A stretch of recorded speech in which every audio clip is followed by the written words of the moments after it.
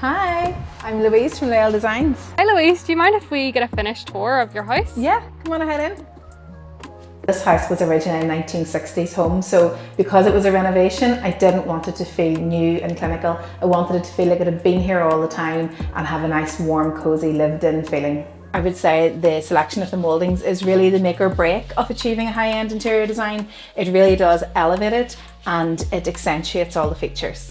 Yeah, well, I would say that's here in the boot room because this is quite a small space going into a large open plan space, and we created a nice big deep reveal. It's actually a dummy reveal, and we have on the sides here we've put the SAM data rail to give the effect of a nice big panelled reveal. We've also done that just over here as well in this archway. So this was the original back door of the house, and we turned this into an archway so that we could have it linked to the back corridor. And again, we have used the dado rail here. So we've really layered up here with dado, T&G, really nice skirting architrave, lots of detail in the units themselves, coving, and then another layer of coving in the raised ceiling. So we've really gone to town in detail in here.